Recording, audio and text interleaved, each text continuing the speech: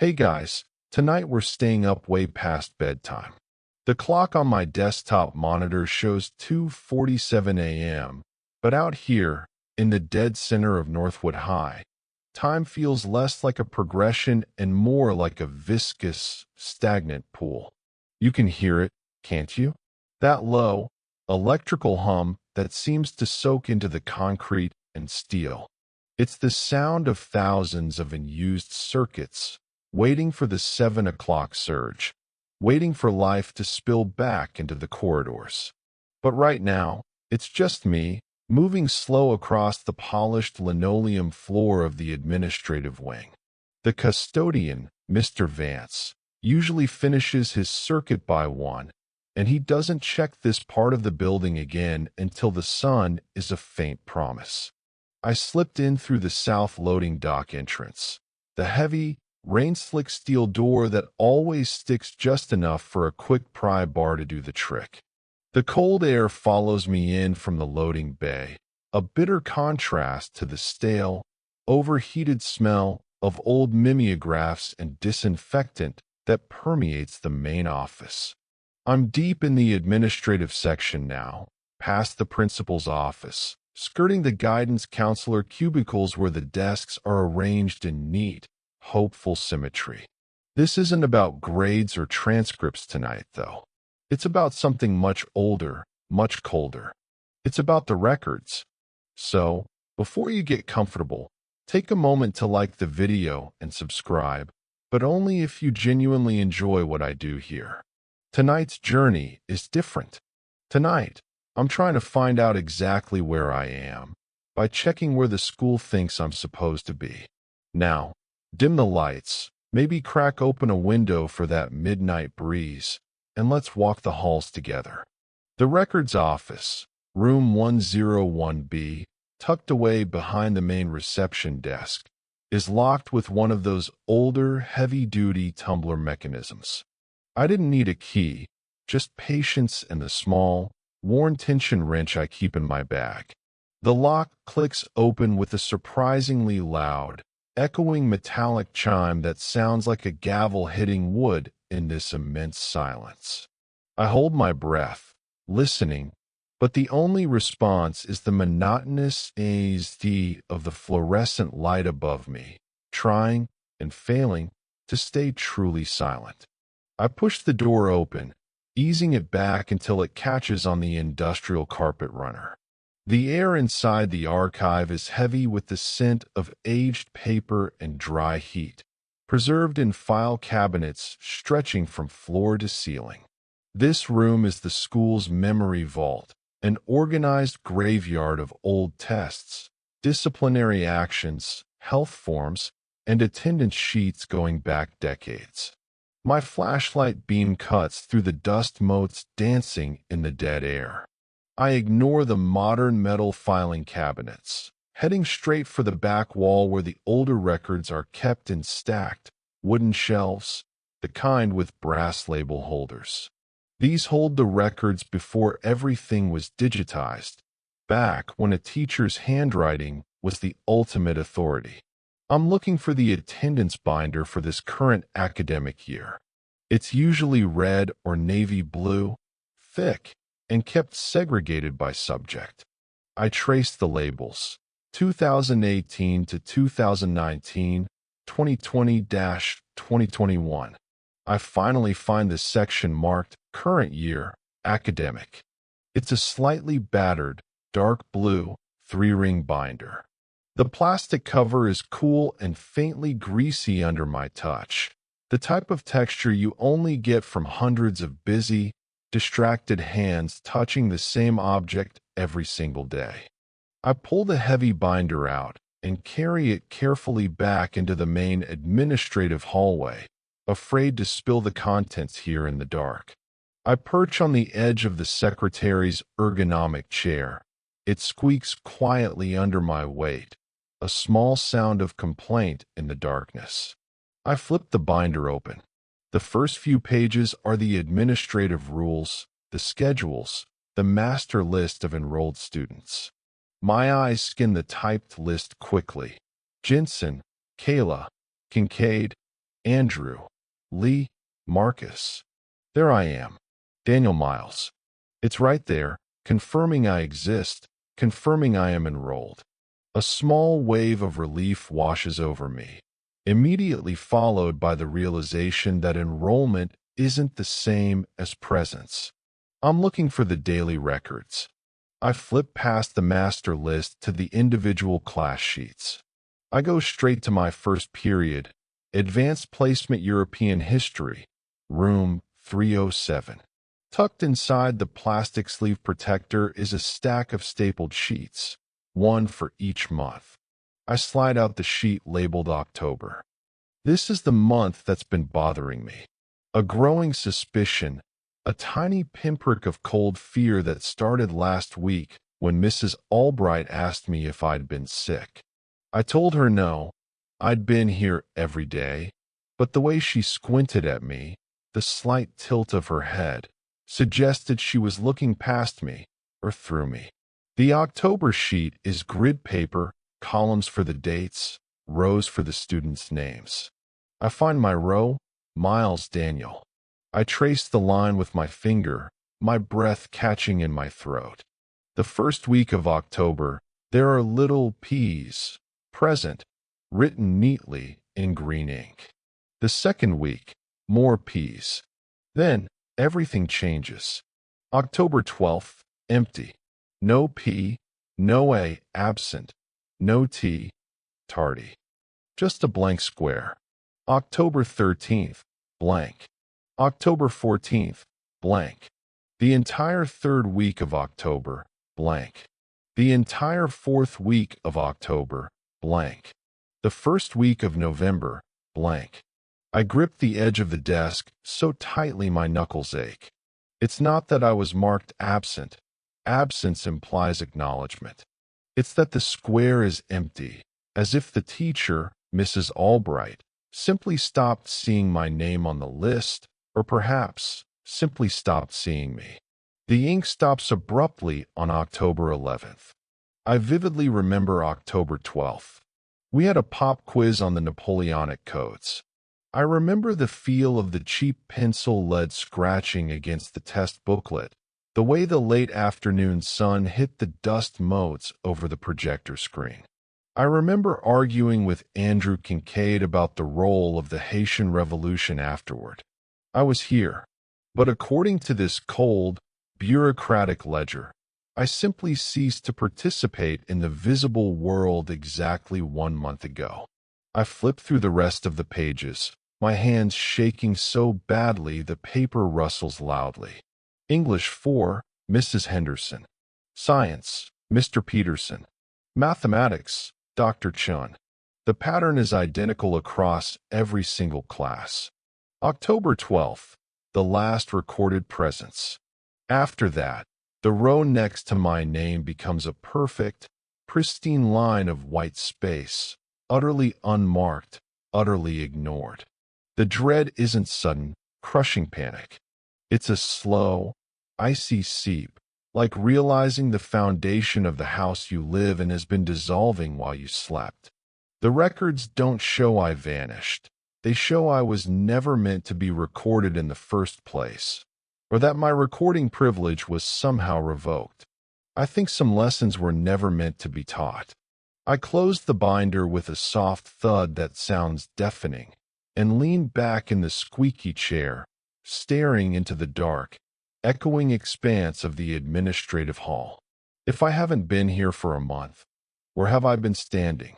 Where have I been walking?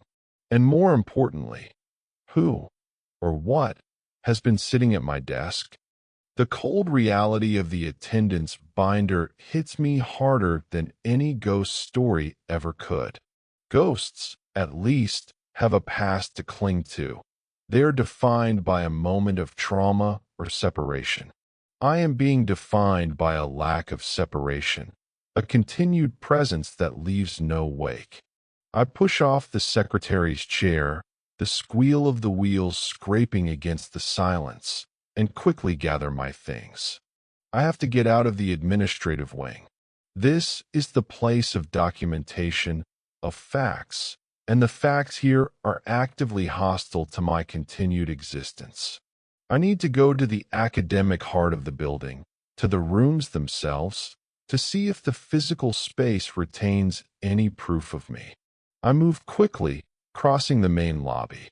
The polished marble floor reflects the faint, sickly yellow glow of the emergency lights near the double doors. The lobby is vast and oppressive, its high ceilings designed to make incoming freshmen feel small. Above me, the central clock, a massive brass circle, ticks loudly, the sound amplified and echoing. It reads 3:05 a.m.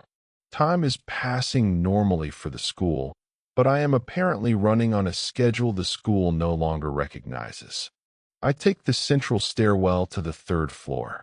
Northwood's architecture is famously rigid, a 1950s brutalist design, concrete, exposed pipes, and steel railings. The air in the stairwell is markedly cooler, the temperature dropping with every step I take, carrying the faint, metallic scent of rain outside. As I climb, I hear the familiar sound of shoes squeaking on the gymnasium floor far below. It's impossible. The gym is locked and sealed, and Mr. Vance never uses that entrance. The sound is muffled, rhythmic, and lonely, a solitary, squeaking bounce that stops exactly as I reach the third-floor landing. The third floor houses the history and English departments, my core classes. The ceiling panels here are lower, the fluorescence harsher. I walk the deserted hallway, checking the room numbers. Room 307. AP European History. My first class. I approach the heavy wooden door, the small wire-reinforced window reflecting my own worried face back at me.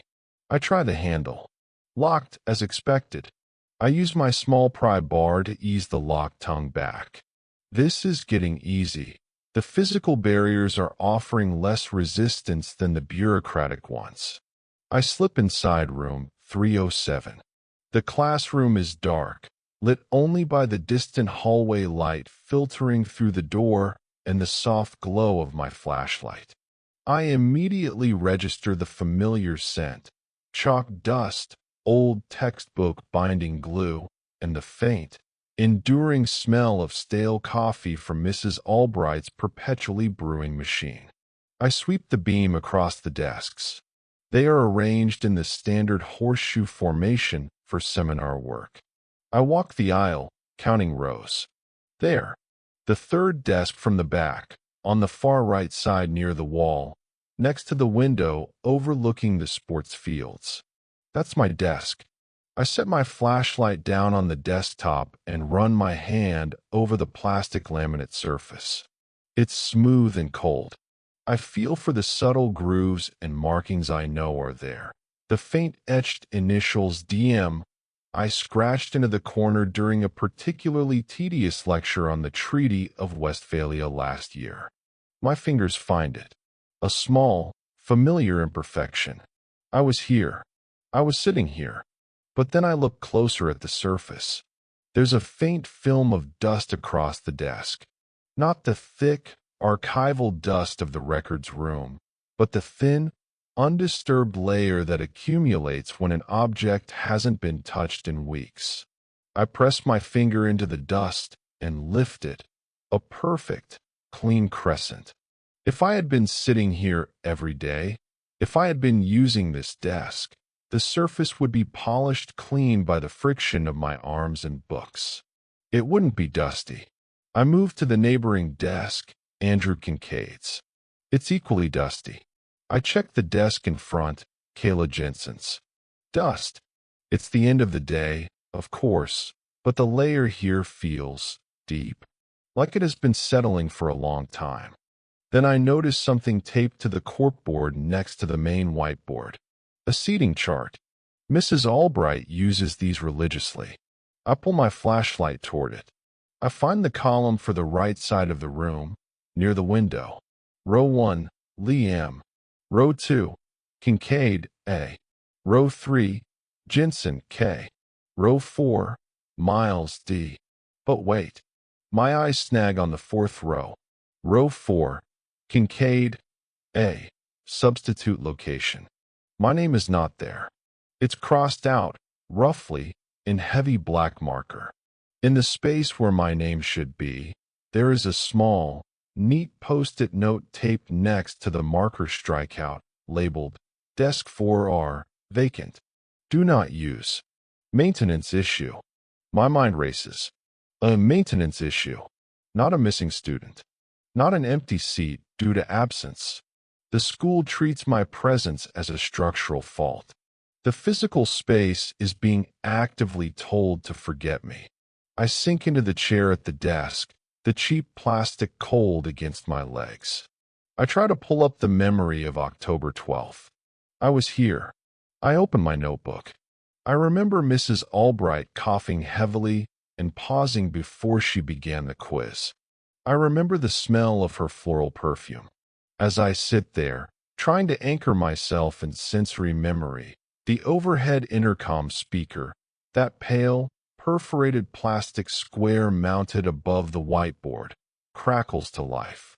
It's the distinct, sharp sound of the system powering up, the sound of a microphone being activated somewhere else in the building. I freeze, every muscle tight. This is far too late for a security announcement.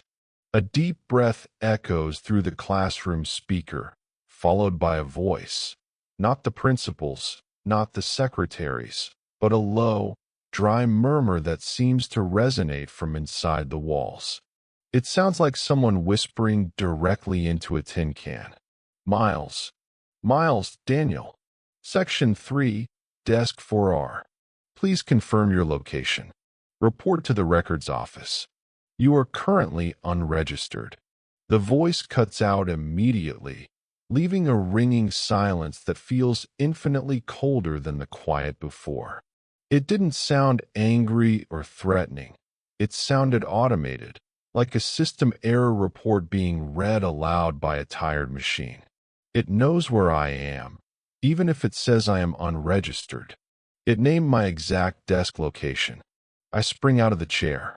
It scraped loudly across the floor, breaking the silence I desperately wanted to maintain. The school is looking for me, or rather, the system that monitors attendance and presence is looking for the anomaly. I think some lessons were never meant to be taught.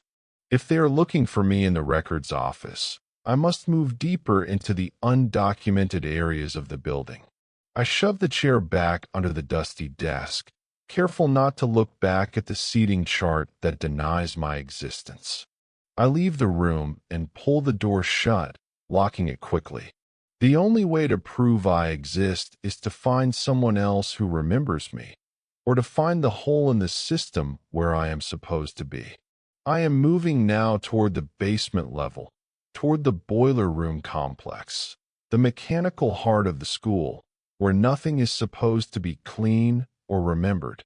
The second floor is almost identical to the third, a repeating pattern of lockers and classrooms, but the sounds here are different.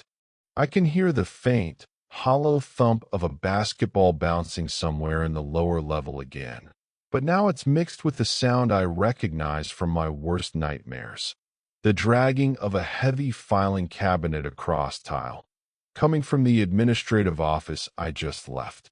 They are moving the archives. They are processing the anomaly. I bypass the main staircase and take the secondary fire escape route, a narrow, unforgiving metal staircase situated at the far west end of the building, usually reserved for emergencies and smokers. This staircase plunges straight down, past the ground floor, into the service corridor that leads to the boiler room. It's dark here, lit only by small, institutional yellow bulbs shielded by wire cages. The air thickens, becoming dense with the smell of old copper, cleaning solvents, and the distinct, metallic tang of industrial furnace oil. As I descend, I focus on a different kind of anchor, the physical map of Northwood High. I helped the drama department paint an immense, detailed map of the school floor plan on a backdrop canvas 2 years ago. I know this building better than my own home. I know the shortcuts, the dead ends, and the three stairwells that, depending on which way you hold the original blueprint, shouldn't actually exist simultaneously. Northwood High has always felt like a geometry problem that never resolves. The service corridor is barely wide enough for me to pass through with my shoulders touching the cold concrete on both sides.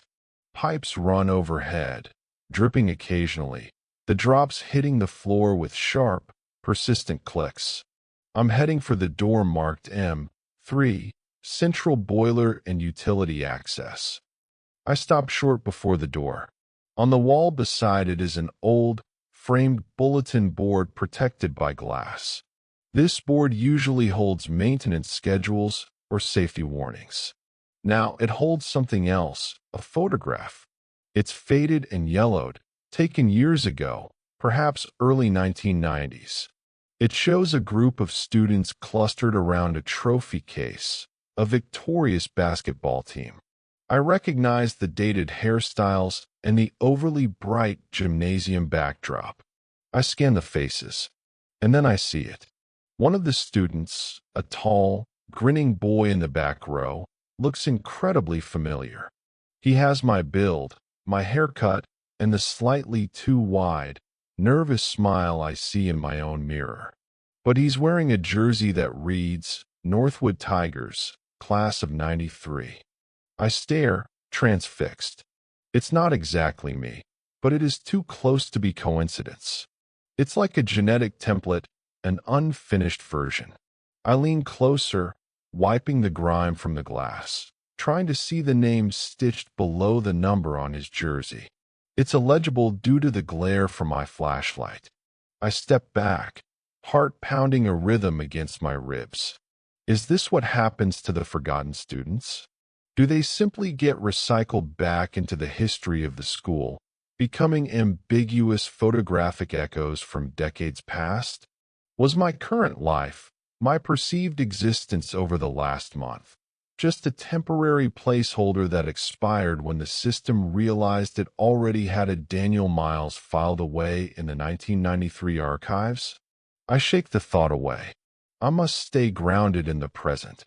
I push the heavy, steel M3 door open. It scrapes against the concrete floor with a sound like a rusty hinge screaming. The boiler room is colossal. It's a cathedral of heat and noise, even though the main industrial burners are currently dormant. Pipes, some insulated, some bare and wet, spiderweb across the ceiling. The air is stiflingly hot and smells of ozone and minerals. This room is an active, pulsing machine, the true heart of Northwood. In the center of the room sits the massive, cylindrical boiler tank, radiating warmth. Next to it, there's a small, institutional workbench.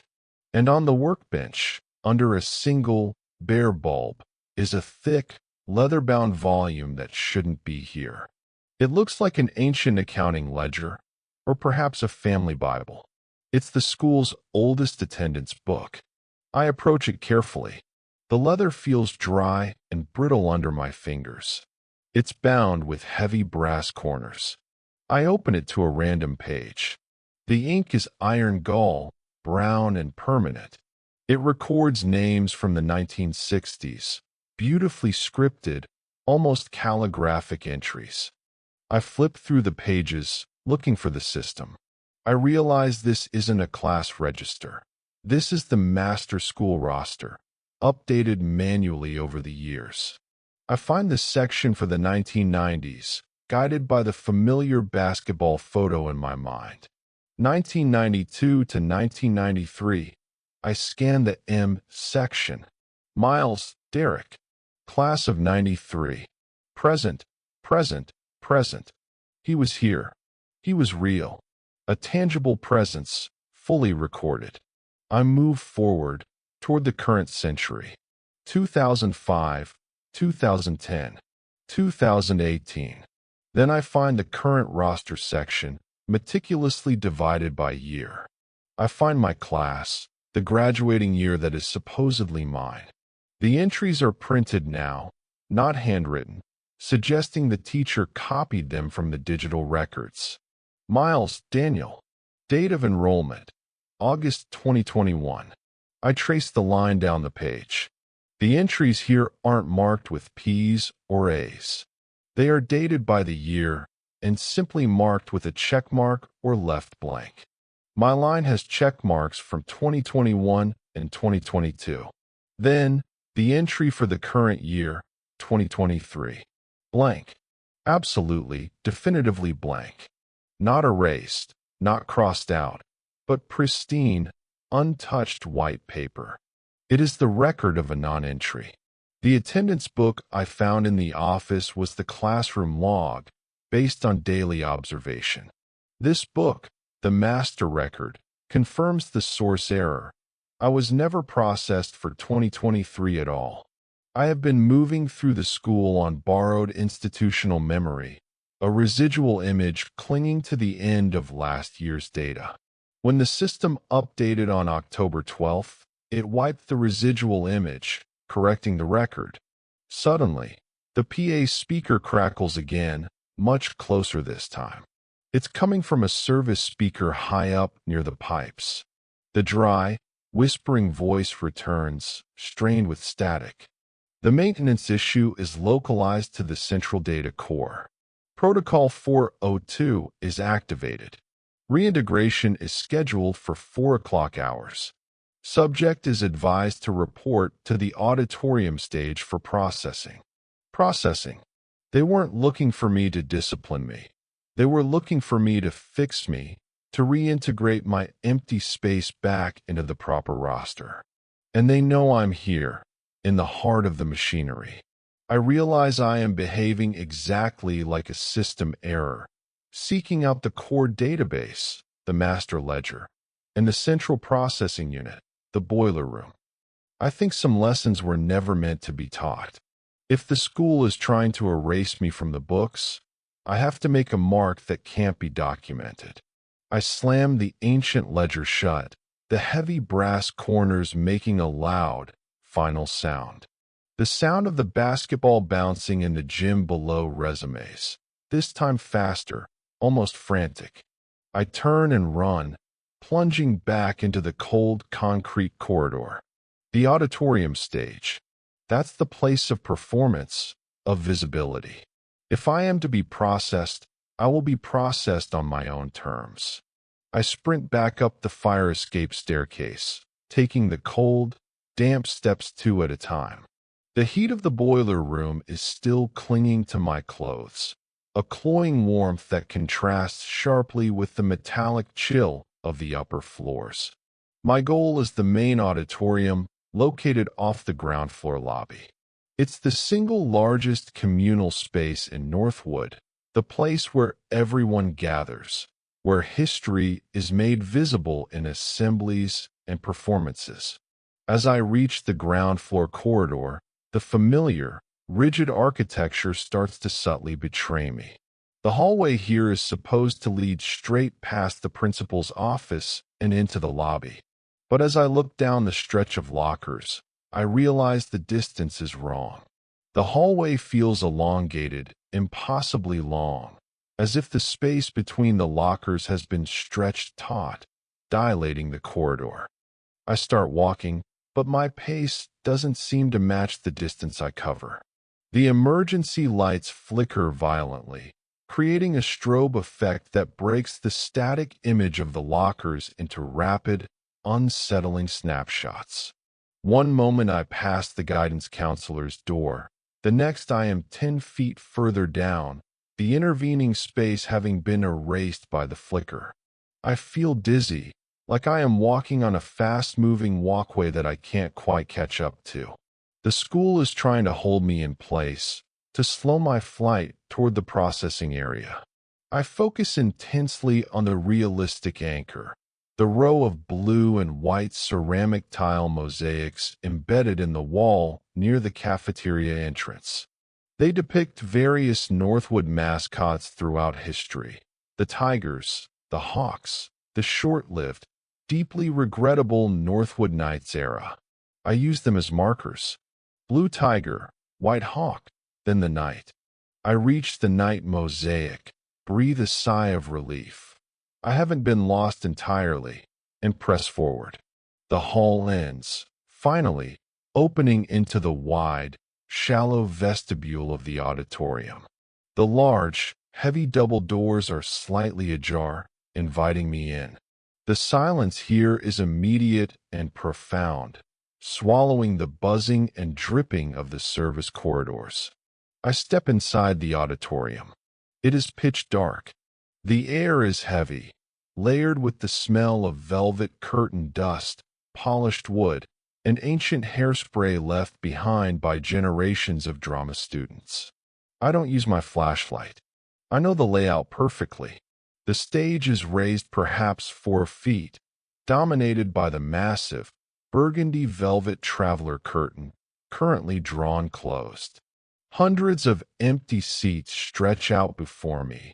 Their pale, institutional beige forms barely visible in the faint moonlight filtering through the high, arched windows on the upper balcony. I walk down the main aisle toward the stage, my shoes making a light tap-tap sound on the carpet that seems absorbed instantly by the surrounding darkness. The atmosphere here feels anticipatory, like 1,000 people are waiting for a performance to begin, yet the space is completely vacant. I climb the 3 steps onto the stage. The stage floor is polished maple, cold and slick under my palms as I lean against the footlights. I reach out and touch the velvet curtain. It is thick and heavy, absorbing the faint light. This is where I am supposed to report for processing, where my non-existence will be formalized.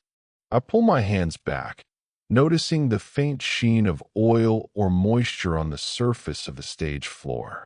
I look down, trying to catch my reflection in the highly polished wood. In the darkness, the surface acts like a poor mirror. I see a shape in the floor's reflection. It's me, yes, but slightly warped, stretched by the curvature of the stage. But behind me, in the reflection, something is different. I am standing alone on the stage, facing the empty seats. But the reflection shows me standing in a room that is not the auditorium. The reflection shows me in a dimly lit classroom, standing by a dusty chalkboard. And in the second row of desks, perfectly reflected in the polished wood surface, sits a student. He is hunched over a desk, furiously writing. He wears the same Northwood sweatshirt I wore today. His hair is cut the same way. He looks exactly like me. And as I watch the reflection, the figure looks up from his work, directly into the floor, directly into my reflection. He registers no surprise. He looks incredibly tired. He is Daniel Miles. The Daniel Miles who has been present for the last month. The reflected Daniel Miles points slowly, deliberately, at the desk in front of him. Taped to that desk is a small, hand-drawn sign, reserved D. Miles. The reflection wavers, the classroom scene shuddering violently, and the reflected Daniel Miles mouths a single, silent word, a warning: run. The image snaps back to the empty, dark auditorium stage. I am alone again. The contact was brief, terrifying, and profoundly clarifying. The system didn't just erase me from the records, it replaced me. It created a proxy, a double who has been attending classes, taking notes, and collecting P's in the attendance binder for the last month. The system is intolerant of vacancy. I think some lessons were never meant to be taught.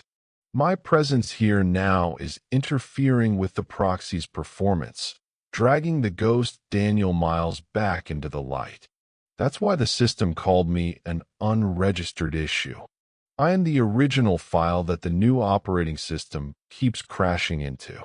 I need to find the origin point of the replacement, the place where the system initiated the creation of the proxy. I turn away from the empty seats and look up at the catwalk access doors situated high above the stage, near the lighting truss. That's where the electrical and sound control systems converge, the nervous system of the school's performance area. I use the narrow maintenance ladder backstage, my hands gripping the cold, rough metal rungs. As I climb, the low, dry whisper returns on the PA system, now coming from the small monitor speaker above the catwalk door. Unauthorized entity detected on stage 1. Commencing integration sequence. Final call for Daniel Miles, unregistered. Integration is mandatory. I reach the catwalk door, my muscles burning. I glance back down at the empty stage. Below the footlights, the shadows are pooling, and I can almost hear the soft, rustling sound of 1,000 attendance sheets being slowly shuffled, waiting for the final, definitive stamp. The system is closing in. I push through the catwalk door and step onto the narrow metal grid suspended 30 feet above the stage floor. It's colder up here, the air currents carrying dust and the faint smell of ozone from the lighting rigs. The catwalk is cramped, a tangle of heavy cables and spot lamps aimed down at the dark velvet curtain below. This space, the technical booth, the sound mixing station, is another core nerve center. It controls what the school sees and what it hears. The central intercom and PA control panel are located here, a heavy, outdated metal box mounted on the wall. I approach it, my breath clouding in the cool air. The panel is still faintly glowing with operational lights, tiny red and green LEDs flickering silently. I touch the metal housing of the control panel. It hums aggressively under my fingers. This is the source of the whispering voice, the automated system issuing the warnings and the mandatory integration orders. It's not a person, it's a programming loop. I need a new anchor, a memory strong enough to counteract the school's systematic erasure. I look down at the stage. The ghost of myself, the registered proxy, had warned me. The reflection was real. My presence is currently a threat to his stable existence. But who is he? Is he a blank slate? Or does he have memories, too? Does he remember me? I try to open the PA control panel, but the access plate is bolted shut with heavy screws. I don't have the right tool. My small pry bar is useless here. Frustration boils into a cold, desperate anger. The school has been meticulously preparing for my non-existence, bolting down the evidence. I turn my attention to the lighting controls. A massive patch panel, hundreds of color-coded wires, controls the entire stage and house lighting. I move the lever for the house lights, the main overhead fixtures above the audience seats. Nothing happens. They are locked down, reserved for the morning. I flip the switch for the work lights, a small series of bare bulbs placed around the perimeter of the stage. A faint yellow wash of light spills onto the burgundy curtain below. As the light hits the velvet, I notice a faint, chalky signature near the bottom edge of the curtain, almost hidden by the weight of the fabric. I lean over the railing, squinting.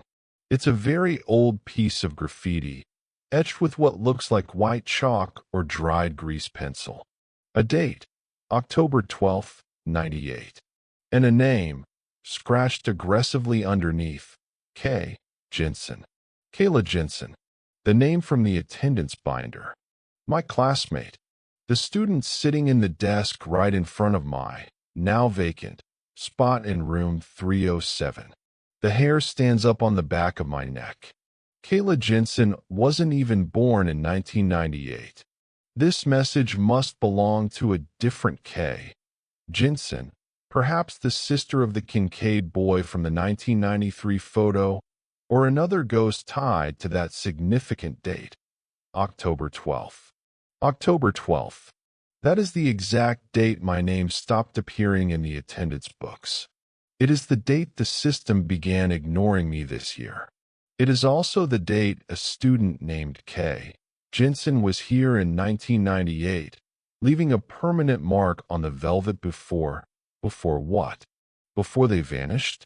Before they, too, became an anomaly the school had to process? I realized with chilling certainty that the school doesn't just forget individual students.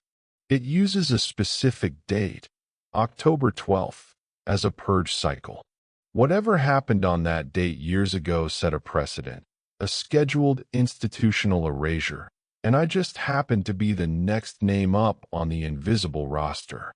I hear a sound from below, on the stage floor. A single, rhythmic sound of chalk scraping on wood. I look down through the mesh floor of the catwalk. The work lights are still glowing faintly. The ghost Daniel Miles, the proxy, is standing on the stage, facing the audience, though he is now visible to me in the weak light. He is holding a piece of white chalk. He is writing something on the dark wood floor, drawing a complex symbol.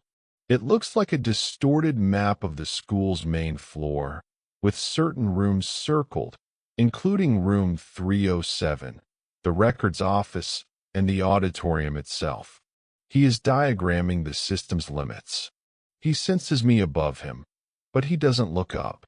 He seems focused, desperate, trying to communicate with the original file, me, without alerting the central system. He completes the diagram and then quickly, furiously, writes a note underneath it. The proxy Daniel Miles is trying to help me escape the integration sequence. I need to read the note. I have to get down there. I slide down the maintenance rope ladder next to the proscenium arch, landing softly behind the side curtain. The proxy is standing perfectly still at center stage, staring at the drawing he just made. I creep onto the stage, keeping low behind the footlights. I reach the drawing. The chalk mark is startlingly bright against the dark wood. The proxy's message is written in my own familiar handwriting. Integration is not destruction. It is confirmation. Your memory becomes the foundation of the next placeholder. Stop running. You must break the record. Break the record?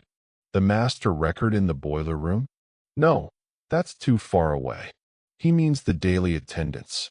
The system needs to confirm my absence to stabilize its replacement. If I force the system to acknowledge my presence now, I can overload the process. I look up at the proxy. He looks fragile, translucent, like he's already fading. He mouths the word, quickly. Suddenly, the PA speaker in the auditorium blasts to life. It's no longer the dry whisper. It's a loud, digitized voice, cold and authoritative, filling the enormous space. Integration sequence initiated. Anomaly location, stage 1. Finalization required by 4 o'clock hours. A low, resonant bass note begins to throb through the wooden stage floor, vibrating up through my shoes and into my bones. The entire room is now shaking, and the thick velvet curtains begin to ripple and sway, even though there is no breeze. The heavy, geometric ceiling panels of the auditorium begin to shift, scraping concrete against concrete. The school is physically preparing for the assimilation. I look at the proxy. He smiles faintly, a gesture of tired resignation. He takes a step back toward the central spot on the stage, the precise location marked on his diagram as the core data point. I think some lessons were never meant to be taught. I whisper, quoting the thought that has haunted me all night, realizing the terrifying truth. The lesson is that some things are meant to be erased. And I am fighting the lesson plan. If I am to break the record, I need to make the loudest, clearest mark of presence I possibly can. I need a source of power that will bypass the system's electronic lockdown. I remember the old manual fire alarm pull station located at the back of the auditorium near the balcony steps, a purely mechanical anchor. I turn and run, plunging back into the audience seating area, the rhythmic vibration of the school structure pounding in my ears.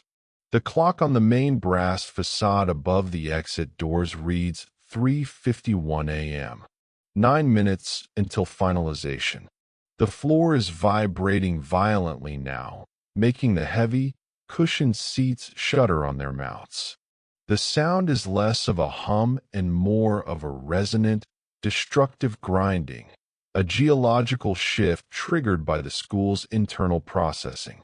I stumble over the carpet runner, relying solely on the muscle memory of this building to guide me through the dark toward the back of the hall. My target is the old, manual fire alarm box, a box that is completely separate from the automated security and PA system. It is a strictly mechanical trigger designed to alert the fire department directly through a dedicated hard line, bypassing all internal school systems. If I can activate it, it will create a massive, undeniable record of presence, a physical and legal anchor that the attendance system cannot ignore or overwrite. I reach the heavy, ornate railing leading up to the balcony. Just next to the wide steps, recessed into the dark wall, is the familiar red outline of the alarm box. It is protected by a thin pane of clear glass. I hesitate for a fraction of a second, staring at the glass.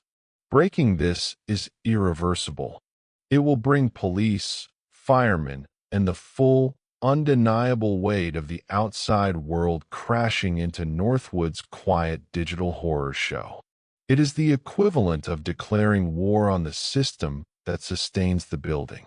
The digitized voice booms one last time from the hidden speakers, echoing through the now groaning auditorium. Integration status, 98%. Proxy stability compromised. Anomaly approaching critical anchor point.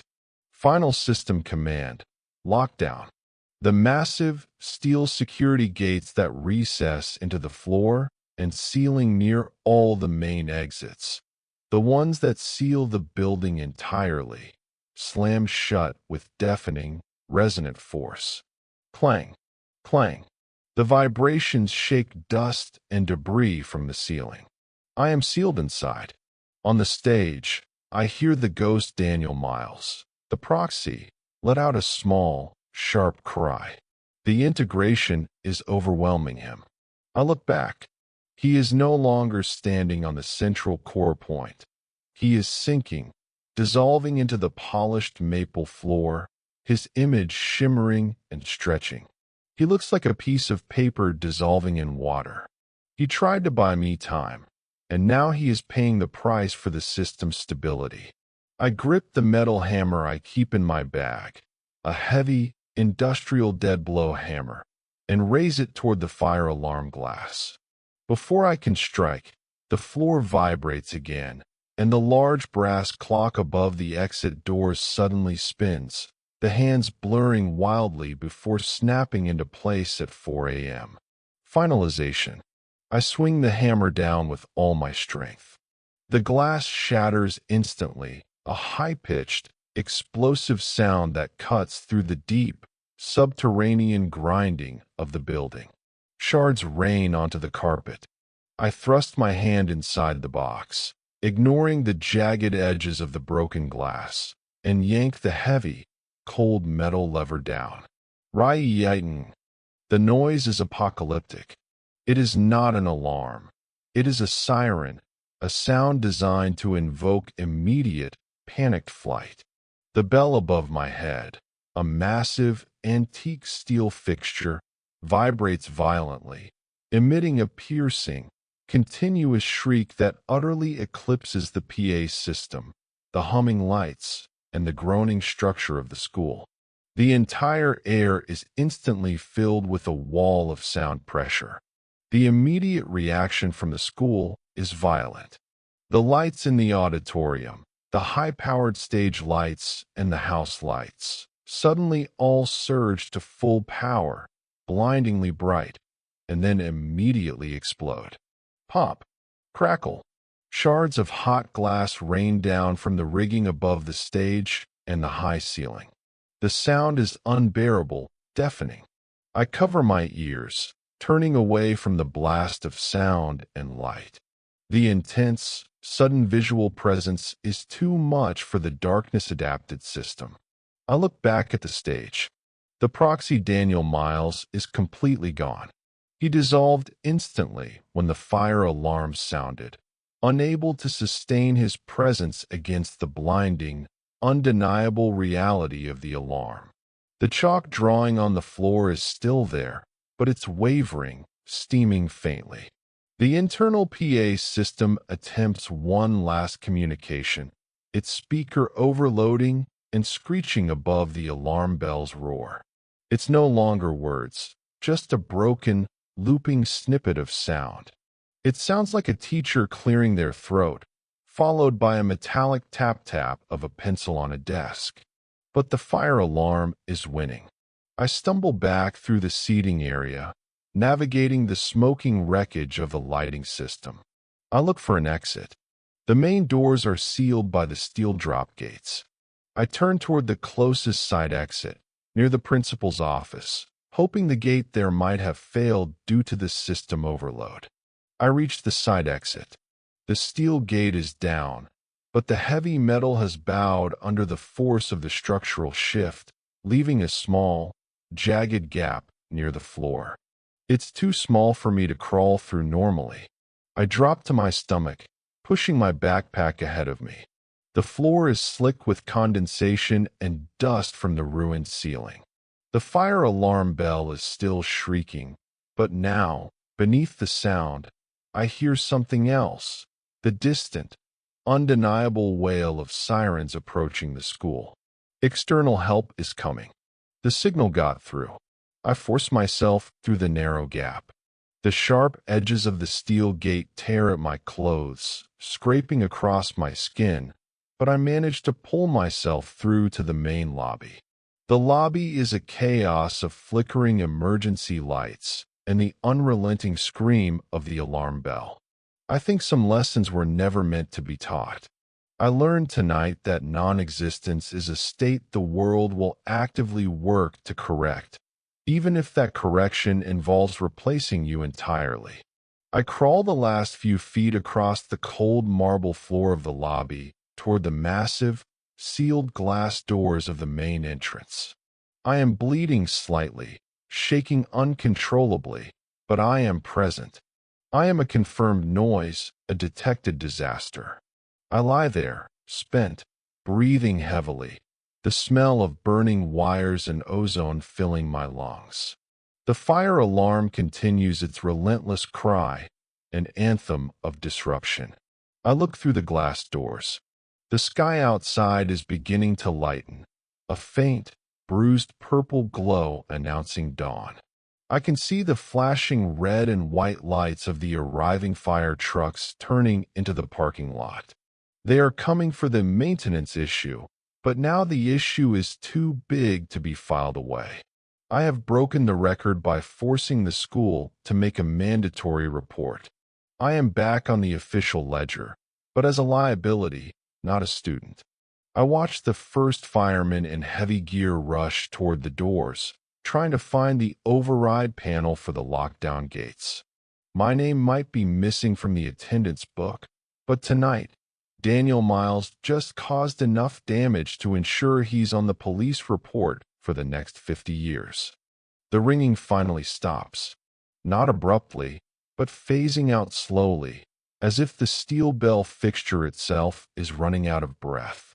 It leaves behind a silence that is immense and heavy, a painful absence of sound that makes the small, persistent drip-drip of water from a broken overhead sprinkler pipe seem deafening. I'm sitting now, leaning against the cold, interior wall of the lobby, watching the outside lights flash through the main entrance glass.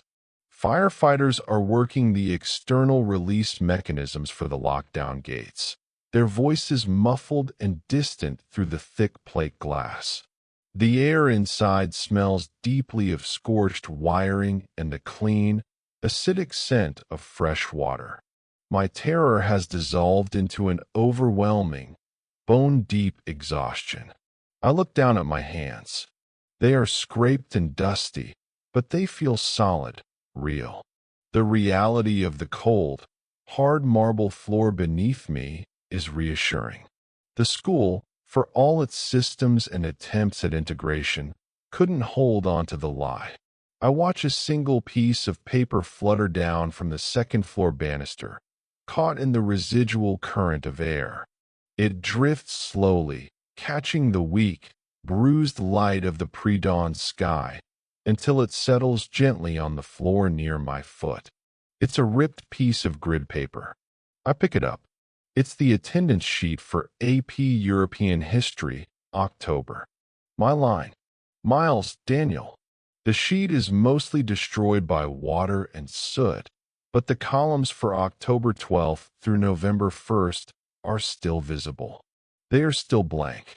But right beside the last empty column, near the frayed edge where the paper tore, a single, new mark has been made in heavy